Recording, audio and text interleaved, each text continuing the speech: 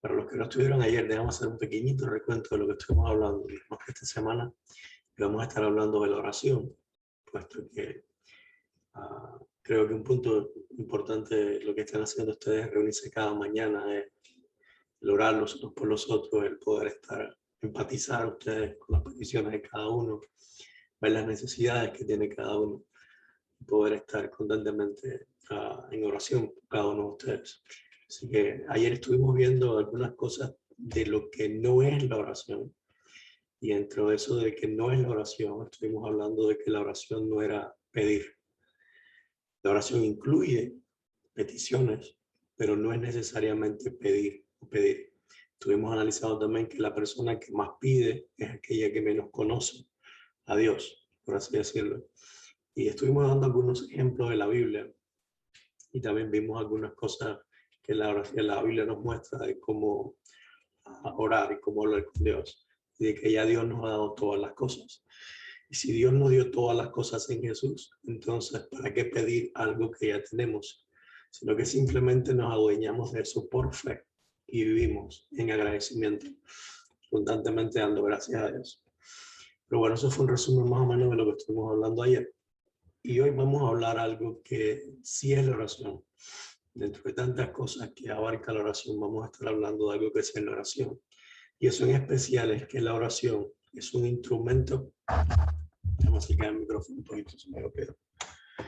Es que la oración es un instrumento de restitución. Es un instrumento para restituir. ¿Para qué quiero decir con esto? Quiero ponerles un ejemplo.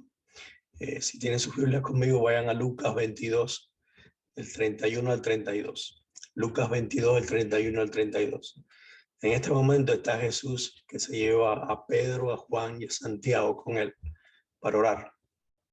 Y entonces le pide varias veces que oren con ellos, pero ellos se quedan dormidos y todas esas cosas. Y en un momento viene Jesús y le dice a Pedro: Simón, Simón, mira, que Satanás ha pedido zarandearlos a ustedes como si fueran trigo. Ahora quiero que notes esto. Noten lo siguiente. En esta oración, Satanás dice que le ha pedido a Dios. ¿Se recuerdan? Ayer estuvimos hablando del concepto de que tú no pides lo que ya te ha sido dado. Esto quiere decir que ninguno de nosotros hemos sido dados a Satanás, a pesar de que él sea el que reina en este mundo o el que esté al control de este mundo, por así decirlo, haciendo todo el daño que está haciendo acá.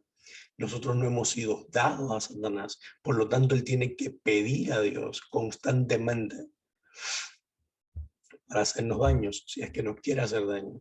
Él no puede hacer nada sin antes pedirlo al Padre, porque nosotros le pertenecemos a Dios, no le pertenecemos a Satanás. Es por eso que Satanás tiene que pedir lo que él no tiene.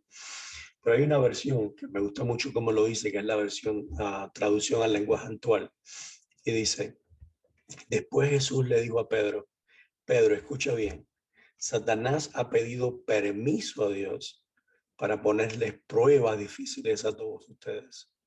Termina diciendo: y Dios se lo ha dado. Me gusta mucho cómo enfatiza esta versión, lo que las demás versiones no clarifican. Y nosotros simplemente asumimos, y es que Dios le concedió permiso a Satanás, porque es que Dios respeta siempre la libertad.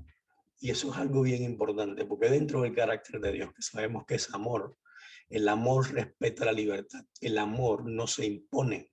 El amor da libertad a las personas que ama. Es por eso que, aunque nosotros pensemos que Satanás no merece nada, que Satanás no merece hacer nada, Dios es amor y Dios no puede quitar la libertad que tiene al mismo Satanás de tentarnos, y mucho más si es que nosotros nos ponemos en sus manos. Cuando nosotros nos ponemos de la parte de Satanás, por así decirlo, o nos ponemos en sus manos con nuestros actos, dejando a un lado a Dios, Satanás tiene derecho a pedirle a Dios que nos deje tentarnos, que nos deje zarandearnos, como dice Jesús acá. Y esto es bien importante, porque si nosotros vemos acá en el verso 32, Jesús da una respuesta. Cuando habla con Pedro, Jesús le dice a Pedro: pero yo he orado por ti para que no falle tu fe. Otras versiones dicen para que tu fe no falte. Y tú, cuando te hayas vuelto a mí, fortalece a tus hermanos. Ahora, miren la dinámica que hay aquí en esta oración. Satanás pide a Dios permiso para tocar a Pedro y a los demás discípulos. Pero Jesús le dice a Pedro en especial, no te preocupes porque yo he orado por ti. Para Jesús, la oración con Dios no era solamente llegar a Dios y comenzar a decirle gracias por el pan, gracias por este día, te pido que me acompañes ahora en lo que voy a hacer. La oración está enfocada para Dios o para Jesús en restituir a otras personas. Él se enfocaba en orar por otras personas, en tener, antes de mirarse a él miraba a otras personas y eso lo ponía delante de Dios. Porque él le dice a Pedro, yo he orado para que tu fe no falte. Ahora, Jesús estaba intercediendo por Pedro en este momento. Y esta oración de intercesión de Jesús fue con un propósito bien definido. Y él lo dice en la misma oración, y era para que su fe no faltara. Ahora, síganme en esto. Supongamos que Pedro es esta botella que ustedes ven acá. La botella no está llena de agua, tiene un poquito de agua. La Biblia dice que nuestra fe, si nosotros tuviéramos fe como un grano de mostaza, o sea, bien pequeñita, seríamos capaces de mover montañas. Por lo tanto, tú y yo no necesitamos tener una botella llena de fe.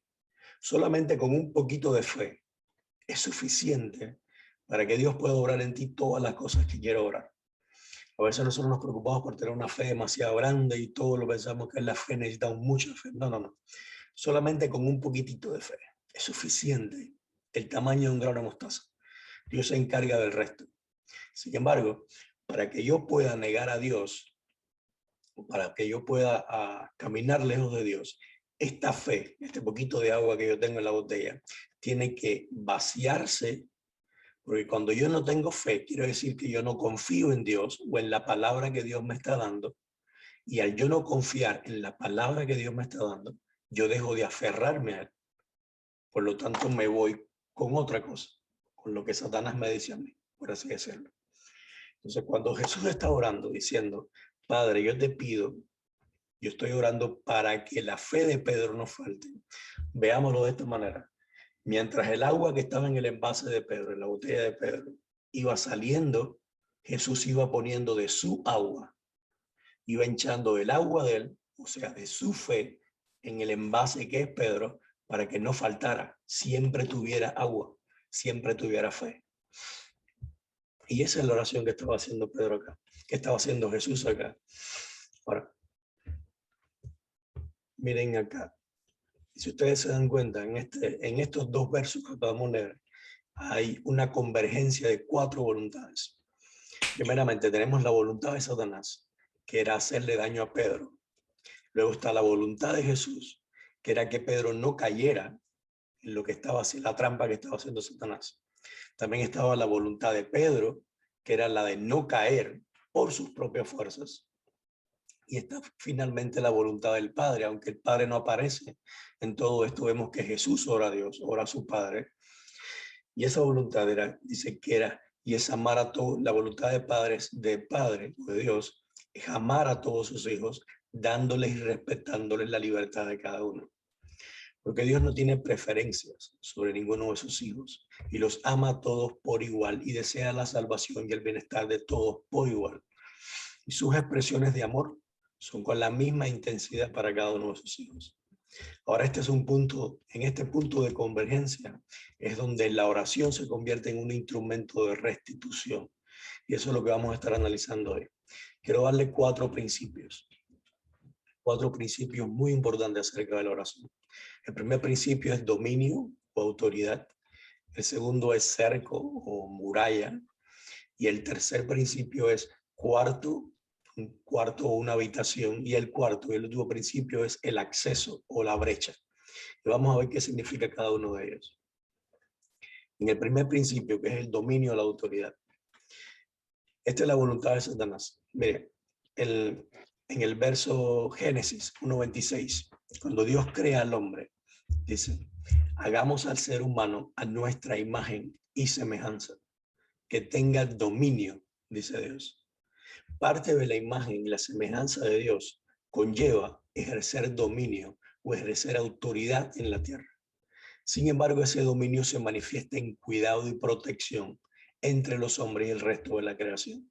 Cuando Dios nos da dominio sobre la creación, no era para que nosotros lo gobernáramos o fuéramos tiranos y destruyéramos las cosas, sino para que nosotros pudiéramos cuidar y proteger tanto el resto de la humanidad, las personas que nos rodeaban, como también la creación de Dios.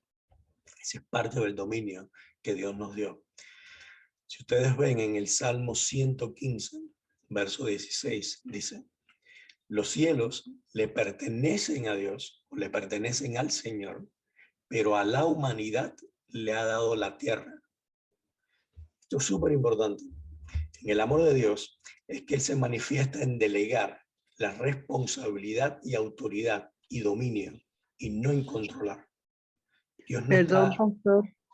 Adelante. Salmo 115, ¿cualquier versículo? Salmo 115, verso 16. Gracias. No, de nada. El amor de Dios siempre se manifiesta en dar, no en controlar las cosas. Dios no es un Dios controlador. Dios es un Dios que constantemente da, que delega, que da autoridad, responsabilidad sobre nosotros, sus criaturas. Y esto de no ejercer control sobre el dominio que se nos ha dado es bien importante que lo entendamos. Porque Dios, cuando nos pide o nos da dominio, es para que nosotros también amemos y protejamos y cuidemos. El hombre posee la autoridad, o está delegada por Dios la autoridad de resolver las cosas aquí en la tierra. Dios nos dio esa potestad desde la creación. Él nos dio la potestad para resolver las cosas en la tierra, porque la tierra le pertenece al hombre, dije Dios, y los cielos le pertenecen a Dios. Para el principio número 2 es el principio de cerco o muralla. ¿Qué quiere decir esto? Si nosotros vemos en Job, es uno de los textos o de los capítulos de la Biblia, los libros de la Biblia que más habla acerca del cerco, especialmente en el capítulo 1. Nosotros vemos que cuando Satanás se le acerca a Dios para hablar acerca de Job, dice en Job 1 del 9 al 10, dice: respondiendo Satanás a Jehová, dijo: ¿acaso teme Job a Dios de balde, en balde? ¿No le has rodeado? Aquí vemos la palabra rodear, con tu protección. Se ha puesto como un cerco, una verja alrededor de Job. Dice: no has rodeado, no lo has rodeado de tu protección, a él, a su casa y a todo lo que tiene. Para noten ustedes, dice rodeado de tu protección. Acá vemos claramente el principio de cerco o muralla alrededor nuestro. Ahora noten que este cerco abarca también a su familia y todo lo que tiene, todas las cosas que tiene Job. El cerco que Dios tiene en cada uno de nosotros, el cerco que Dios tiene puesto en tu vida, te abarca no solamente a ti, sino también a tu familia y todas las posesiones que tú tienes, todo lo que está en tu poder, todo lo que Dios te ha dado a ti. Todo eso estaba dentro del cerco de Dios. Ahora, cuando ese cerco es abierto, nosotros podemos ver lo que pasó con Job. Que cuando el cerco se abrió, inmediatamente Satanás tocó no solo a Job con enfermedades, sino que tocó a toda su familia y todas las posesiones que tenía Job. Cuando nosotros vamos a Zacarías, el profeta Zacarías lo explica de otra manera, o da un poco más de detalles acerca de este cerco, esta muralla que Dios pone alrededor nuestro. En Zacarías 2, verso 5, mira lo que dice. Zacarías 2, 5. Pero el Señor afirma: yo seré como una muralla de fuego alrededor de Jerusalén, y en medio de la ciudad mostraré mi gloria. Ahora, fíjense ustedes, lo primero acá es que Dios es mucho más claro todavía, y no solo se reafirma la idea de un cerco de protección, sino que Él deja saber que Él mismo es ese cerco que hay alrededor nuestro. No es que Dios pone otra cosa alrededor, no. Dios se pone a Él mismo como el cerco. Es como si Dios te abrazara, pusiera los brazos así y te dejara así en el medio. Él te abraza, Él te protege. Él mismo es el que lo hace. Ahora, ¿por qué dice una muralla de fuego? Y esto es importante. ¿Qué significa el fuego en la Biblia? Dice Hebreos 12:29 que Dios es fuego consumidor. Por lo tanto, si es Dios el que nos está abrazando, si es Dios el que nos está protegiendo, esa muralla es de fuego. Es de fuego. Ahora, miren lo que significa ser fuego consumidor. Quizás ustedes nunca han visto esto, pero es bien interesante. Cuando yo descubrí esto, me hizo clara muchísimas cosas que aparecen en la Biblia. El libro de Cantares, Cantares capítulo 8, versos del 6 al 7. Cantares capítulo 8, versos del 6 al 7. Dice lo siguiente: el amor destella como el fuego, con la llama más intensa. Las muchas aguas no pueden apagar el amor, ni los ríos pueden ahogarlo. Si un hombre tratara de comprar amor con toda su fortuna, su oferta sería totalmente rechazada. O sea, Dios pone, incluso la palabra que se usa en hebreo para describir ese fuego, está hablando de fuego de Dios. Llama de Jehová, dice en el original. Llama de Jehová significa en hebreo. O sea, cuando la Biblia habla de que Dios es fuego consumidor, lo que está representando es el carácter de Dios, que sabemos que Dios es amor. Ese fuego en la Biblia significa que Dios es amor. Dios es fuego consumidor y eso es sinónimo de que Dios es amor. Por lo tanto, si Dios es una muralla de fuego que se pone alrededor nuestro, ¿qué quiere decir? Que Dios nos protege, pero esa protección es con su amor. Dios nos rodea de su amor y eso sirve de protección para nosotros. Hay otro salmo en el Salmo 34:7, este es un salmo bien conocido por todos, que también da la idea del cerco, que dice, el ángel de Jehová acampa donde alrededor de los que lo temen y los defiende. Y sabemos que el ángel de Jehová muchas veces en la Biblia se refiere a Jesús. Por lo tanto dice, Jesús acampa alrededor nuestro, nos abraza, nos rodea con sus brazos y nos defiende y nos protege. Miren acá, en el Salmo, acá me equivoqué, no tengo el texto. Me equivoqué aquí en el texto, después tengo que darles bien ese texto, pero es cuando está hablando de Eliseo. Cuando Eliseo ora, dice, Señor, ábrele los ojos a Jesse, cuando venían todos los soldados que venían y Jesse, el siervo de Eliseo, tenía miedo. Eliseo tiene esta oración y le dice, Señor, abre los ojos a Jesse para que pueda ver. Y dice, y el Señor así lo hizo. Y el criado vio que la colina estaba llena de caballos y de carros de fuego alrededor de Eliseo. Una vez más, vemos ese cerco de protección que Dios pone. Constantemente Dios muestra en su palabra que nos tiene cercados. Y ese cerco es con el amor de Dios. Para el tercer principio, es el principio de cuarto o de habitación. ¿Qué quiere decir esto? En Efesios, si van conmigo, Efesios 4, del 26 al 27. Efesios capítulo 4, del 26 al 27. Dice, si se enojan, no pequen, está diciendo Pablo. Cuando ustedes se enojen, no cometan pecado. No permitan que el enojo les dure hasta la puesta del sol. Y ahora él dice algo bien importante. Ni den cabida al diablo. En otras palabras, otras versiones dicen, no le den lugar, no le den habitación. Supongamos ustedes, Dios muchas veces dice que nosotros somos como una casa. Y lo que Pablo está diciendo acá, cuando ustedes pecan, ¿ustedes qué están haciendo? Es como si tuvieran una habitación dentro de ustedes y le dejaran la puerta abierta y le dijeran a Satanás, entra, esta es tu habitación. Por eso Pablo dice bien claro, cuando ustedes se enojen, no lleguen a pecar. O sea, no dejen que el enojo los haga hacer daño a su prójimo. Porque cuando ustedes hacen eso, es como si en su corazón abrieran un cuarto y se lo dieran a Satanás para que viviera o se hospedara ahí en su corazón.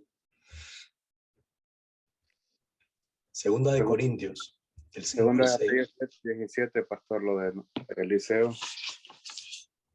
¿Cuál era? Segunda de Reyes 7:17. Muchísimas gracias. Segunda de Reyes. Ahí está el texto. Gracias, muchísimas gracias. En Segunda de Corintios, en capítulo 2, del 5 al 6, dice, si alguno ha causado tristeza dice Pablo, no me la ha causado solo a mí, hasta cierto punto. No lo digo para exagerar, dice él. Se la ha causado a todos ustedes. Para él es suficiente el castigo que le impuso la mayoría, dice Pablo. Perdón, pastor, me molesto otra vez. No, no hay Segunda de problema. Corintios, ¿cuánto? Segunda de Corintios, capítulo 2, versos del 5 al 6. ¿Cuánto? 5 al Versículo. 6. Gracias. Ujú. Dice, si alguno ha causado tristeza, no me la ha causado solo a mí, hasta cierto punto, y no lo digo para exagerar, se la ha causado a todos ustedes. Para él es suficiente el castigo que le impuso la mayoría. Y miren lo que vemos acá. Acá vemos ese sentido de comunidad, de familia, donde cuando uno de los miembros daña o perjudica a otro dentro de la iglesia, por así decirlo, que somos una familia en Cristo, dice, no solamente hace daño al que le hizo doler, sino que toda la familia, todo el cuerpo se duele con él. Para Pablo dice que la reacción natural de la mayoría va a ser criticar a esa persona, señalarlo o irse en contra de él por la mala actitud que hizo.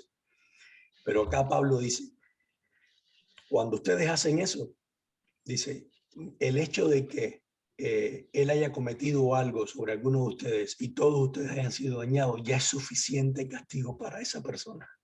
Dice, es suficiente para él saber de que el daño se lo hizo a todos y no solamente a uno. Y miren lo que dice, lo que sigue diciendo en los versos más adelante, 7 y 8. Dice, más bien debieran perdonarlo y consolarlo. Y miren la razón, para que no sea consumido por la excesiva tristeza. Por eso les ruego que reafirmen su amor hacia él. Pablo dice, más bien, en vez de criticarlo, condenarlo, mirarlo feo, señalarlo, más bien deberían perdonarlo y consolarlo. Consolar al agresor, no al ofendido, o sea, el que cometió pecado, a ese es el que pide que consuele. Entonces ahora, ¿por qué Pablo pide esto? Dice, a quien ustedes perdonen, yo también lo perdono. De hecho, si había algo que perdonar, lo he perdonado por consideración a ustedes en presencia de Cristo. Y ahora da la razón, para que Satanás no se aproveche de nosotros, pues no ignoramos sus artimañas. En otras palabras, Pablo está diciendo, esto es bien importante que lo tengamos en cuenta.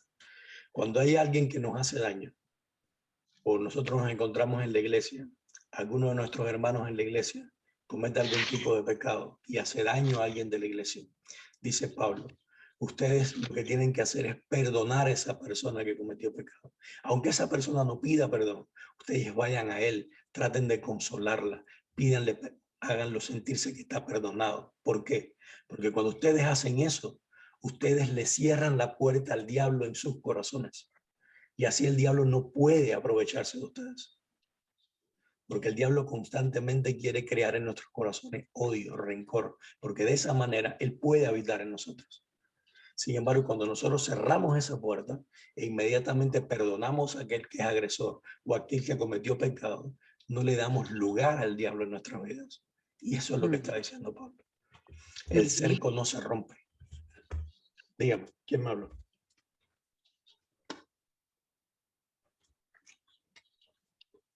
Ok, pensé que me habían dicho algo.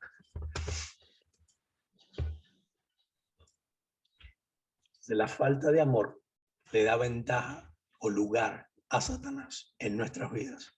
Cuando nosotros dejamos de amar a una persona, a veces nosotros decimos, la perdoné, pero es como, la perdoné, pero que ni me vea, no quiero ni verla en pintura. O sea, realmente yo entiendo que el perdón no necesariamente significa restaurarle inmediatamente a la persona o reconciliarse con esa persona. Pero no es tampoco cuando tú dejas a una persona y dices, no la puedo ver ni en pintura. O sea, en cierta manera siento resentimiento hacia ella y estás guardando odio hacia esa persona. Cuando falta amor en tu vida, le estás dando lugar al diablo para que entre en tu vida. El principio número 4. Y luego vamos a ver cómo todos estos trabajan juntos. Es la brecha o dar acceso. Dice Isaías 30, del 12 al 13. Isaías 30, del 12 al 13. Dice, ya que ustedes han rechazado esta palabra y confían en la violencia y en la iniquidad y se apoyan en ellas, fíjense, está hablándole a personas que han rechazado la palabra de Dios y por rechazar la palabra de Dios, ahora confían en ser violentos y en la iniquidad y se apoyan y en lo que se aferran. No se aferran de Dios, sino que se aferran de la violencia y la iniquidad o el pecado. Dice, este pecado será para ustedes como una grieta que se extiende por un alto muro. Está hasta resquebrajarlo y hacer que se derrumbe en cualquier momento. Ahora, nosotros habíamos visto que Dios pone un cerco de protección sobre nosotros. Dios nos abraza con su amor y ese amor nos protege constantemente. Cuando nosotros comenzamos a darle lugar al diablo en nuestras vidas, o le abrimos una habitación, como dice Pablo, en el corazón nuestro a Satanás, para que pueda entrar en nuestras vidas, es como si la protección de Dios, esas manos de Dios se fueran abriendo. Nosotros la vamos abriendo, es como si nosotros fuéramos empujando las manos de Dios para que se abrieran. Y eso crea una grieta en ese muro que Dios ha puesto alrededor nuestro. Y al crear una grieta, una brecha, ¿qué pasa? Todas las cosas ahí inmediatamente pueden suceder, porque le estamos dando acceso a Satanás para que pueda, cuando la protección de Dios se va, Satanás puede hacer con nuestra vida lo que él quiera. Y eso lo vemos en la vida de Job. Miren lo que dice Ezequiel. En Ezequiel 22, nosotros vemos que todo el pueblo de Dios estaba en pecado, o sea, era tremendo, constantemente estaba pecando. Dice, Dios compara a los príncipes con lobos rapaces, o sea, el pueblo de Dios está de una manera increíble, tan lejos de Dios. Pero fíjense lo que dice el verso 30 en especial. En el verso 30 dice, busqué entre ellos un hombre que levantara una muralla y que se pusiera en la brecha delante de mí, a favor de la tierra, para que yo no la destruyera, pero no lo hallé. Y esto es importante, y aquí es donde entra la oración, el poder de la oración. Cuando la oración no la hacemos pensando en nosotros, cuando nuestras oraciones no son egoístas y estamos constantemente orando y cuando pedimos, lo pedimos por las personas, entonces la oración se convierte en esa oportunidad de nosotros tapar la brecha. Voy a poner un ejemplo. Supongamos que Octavio cometió algo, disculpen que ponga su nombre, pero quiero hacerlo un poquito más real. Yo no los conozco a ustedes, así que no sé nada de la vida de ustedes. Supongamos que Octavio hace algo, se enoja, lo que sea, le da lugar a Satanás en su vida. Y eso hace que la brecha, el muro de protección que tiene Octavio, se abra un poco. Y Satanás pueda lastimarlo a él. Si alguno de ustedes sabe lo que le está pasando a Octavio, y en vez de condenar a Octavio, en vez de juzgar a Octavio, ustedes lo que hacen es orar por Octavio y decirle, Señor, mira, yo sé que Octavio ahora está en un momento difícil. Octavio ahora no se da cuenta de lo que está haciendo. Yo te pido que, por favor, yo ponerme en la brecha. Yo quiero ponerme en esa herida, en esa grieta que se abrió en la protección de Octavio, para que Satanás no pueda tocarlo, para que Satanás no pueda llegar a él, no pueda afectarlo a él, a su familia, a las cosas que tiene. Eso es lo que pide Dios. Y eso fue exactamente lo que hizo Jesús con Pedro. Cuando Jesús vio que la fe de Pedro podía faltar, porque Satanás lo iba a zarandear, Jesús dijo, yo me voy a poner en la brecha. Yo me voy a poner en esa herida que está creando Pedro en el cerco de protección para que Satanás no llegue a él, sino que llegue a mí. Mi fe yo la voy a poner en Satanás, en Pedro, para que Satanás no pueda afectar. Y eso Perdón, pastor. Dígame. ¿Usted dijo Ezequiel 22? En Ezequiel 22, los versos del 24 al 30. En los versos del 24 al 30 se describe la condición del pueblo de Dios.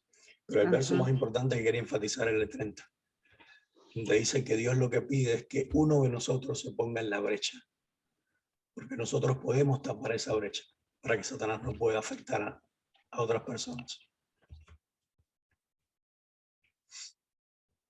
En Isaías, Isaías 58:12, cuando Dios le está diciendo la misión del pueblo de Dios, de su pueblo, le está diciendo, ustedes van a ser reconocidos por esto. Miren lo que Dios usa.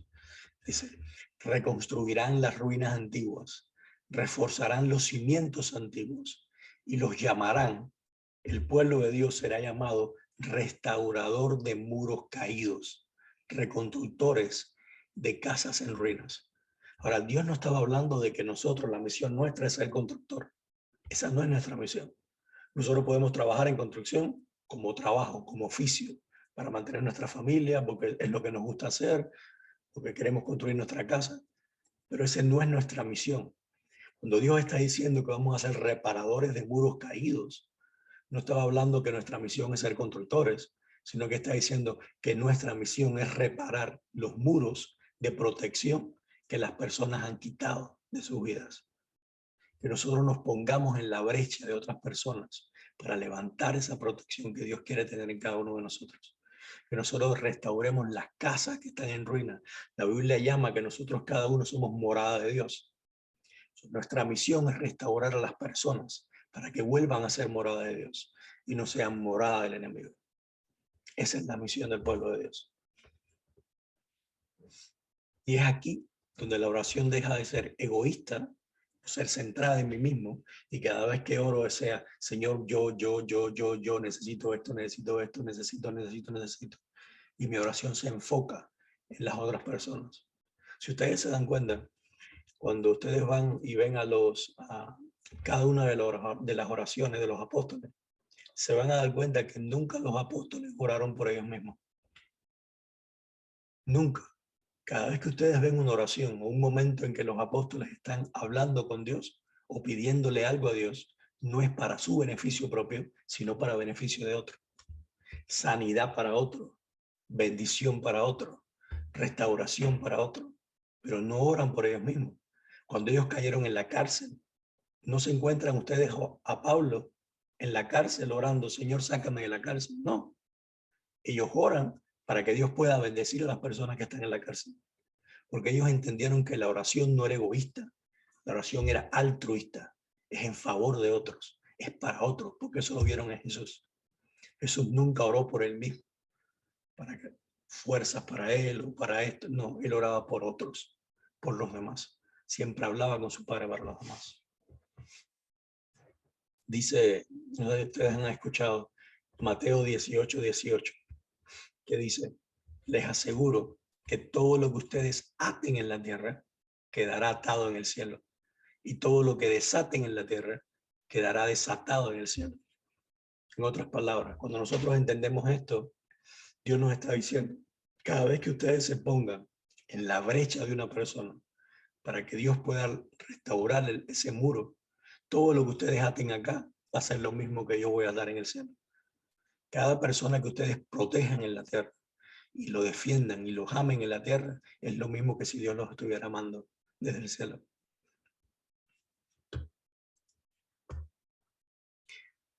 Conclusión. Cuando Jesús dice, Simón, Simón, mira que Satanás ha pedido zarandearos a ustedes como si fueran trigo, pero yo he orado por ti para que tu fe no falte. Y tú, cuando te hayas vuelto a mí, fortalece a tus hermanos. Fíjense que Dios Jesús, cuando ora por Pablo, cuando ora por Pedro, él da por sentado de que su oración va a ser contestada.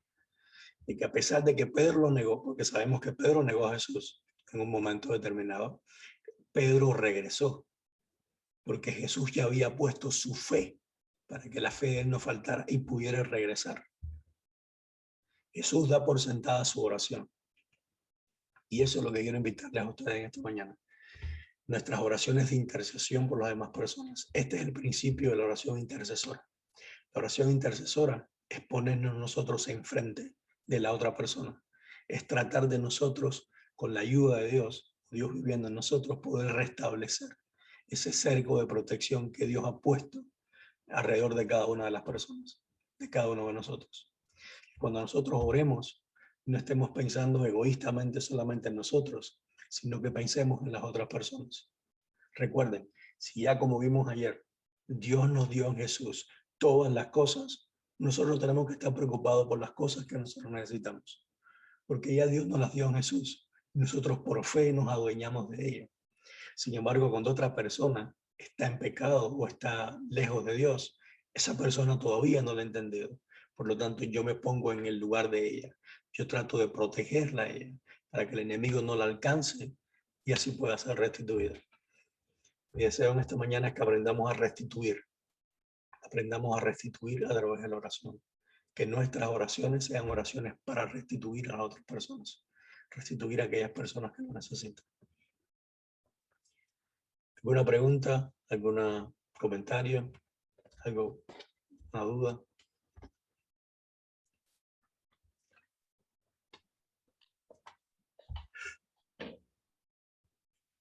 Luisa, ¿te vas a hablar? Sí, quería saber me recuerde bien el libro de Lucas que cité usted al comienzo, pastor. Si es Lucas Lucas 21, ¿puede ser? 22. Lucas 22, 22, versos del 31 al 32. 31 al 32. Ujú. Muchas gracias, pastor. Excelente su explicación. O sea, se entendió claro todo. Gloria a Dios. Muchísimas gracias. Gloria a Dios. Gloria a Dios. Me alegro mucho. Entonces, bueno, oramos para terminar. Si no tienen ninguna otra pregunta, vamos a orar entonces. Padre bueno que estás en los cielos, Señor, te damos las gracias por poder venir a tu palabra y poder aprender de ti, Señor. Te damos las gracias porque tú confías tanto en nosotros a la hora de crearnos, que tú pones la tierra, todas las personas que están a nuestro alrededor, para que nosotros podamos cuidarla y manifestarles tu amor. Pero te damos las gracias también porque tú pones un cerco de protección y porque tú constantemente nos abrazas con tus brazos de amor, tú nos cubres, nos proteges para que el enemigo no pueda tocarnos. Pero queremos pedirte también, Señor, que nos ayude para nosotros abrazar a nuestros hermanos, para abrazar incluso a personas que no conocemos, a personas que nos pueden hacer daño, personas que ahorita pueden quizás verse como nuestros enemigos. Ayúdanos para nosotros poder abrazarlas y protegerlas con tu amor. Señor, es difícil poder amar a alguien que te está haciendo daño. Es difícil poder amar a alguien que te ha hecho mucho daño o a alguien que se puede considerar tu enemigo o nuestro enemigo. Pero sabemos que contigo todas las cosas son posibles. Y queremos pedirte que tú, viviendo en nosotros, puedas amar a todas las personas que nos rodean. Ayúdanos a orar para restituir a otras personas. Que la oración no sea algo egoísta en nuestras vidas. Que no estemos pendientes por lo que nosotros necesitamos y estemos más pendientes por lo que otras personas necesitan. Ayúdanos a restituir a nuestra iglesia, a nuestros hermanos, en nuestra comunidad, a nuestra familia, las personas que están cerca de nosotros, que pueden trabajar con nosotros, que estudien con nosotros. Y que constantemente a través de la oración nosotros podamos ponernos en la brecha para que el enemigo no pueda alcanzarlas. Quiero pedirte una bendición sobre cada persona que está acá, también sobre la iglesia de Sabana, para que ellos puedan seguir caminando contigo, Señor, y tú los puedas seguir usando poderosamente en la misión, Señor. Bendícelos a cada uno en sus tareas, en sus trabajos y cada cosa que vamos a hacer en el resto del día. Todo te lo pedimos y te lo agradecemos en el nombre de Jesús. Amén.